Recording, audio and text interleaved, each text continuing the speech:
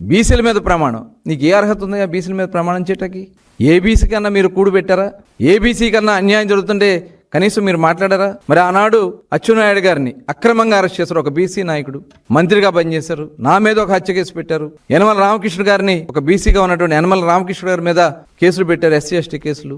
అయ్యన్న పాత్ర గారు ఈ రాష్ట్రంలో బీసీలకి ఒక గుర్తింపు ఇచ్చినటువంటి వ్యక్తిగా అయ్యన్న పాత్ర ఉత్తరాంధ్ర నుంచి వస్తే ఆయన్ని నానా ఇబ్బందులు పెట్టారు. ఆ రోజున మీరందరూ బీసీలు మీకు గుర్తు రాలేదా? అమర్నాథ్ గౌడ్ రేపల్లెలో ఒక ముక్కు పచ్చలారినంటి 10th క్లాస్ చదువుకునే అమర్నాథ్ గౌడ్ ని అతి కిరాతకంగా పెట్రోల్ పోసి తగలబెడితే ఆ రోజు నీకు గుర్తు రాలేదా జోగి రమేష్ గారు? ఇవాళ మీరు చాలా డీటెయిల్ గా మేము ఎంక్వైరీ చేస్తా ఉన్నాం. మొత్తం గూగుల్ టేక్అవుట్స్ లో సెల్ ఫోన్ డేటా తెప్పించి, సీసీటీవీ ఫుటేజ్లు తెప్పించి, బ్యాంక్ ట్రాన్సాక్షన్స్, వాళ్ళకి మీకు జరిగినటువంటి బ్యాంక్ లావాదేవీలు, ఇవన్నీ కూడా క్లియర్ గా కనబడతా ఉంటే ఇంకా మీరు కులాలని చెప్పి, మతాలని చెప్పి, వర్గాలని, బీసీ వర్గాలని చెప్పి తప్పించుకునే ప్రయత్నాలు చేయటం నిజంగా దుర్మార్గం.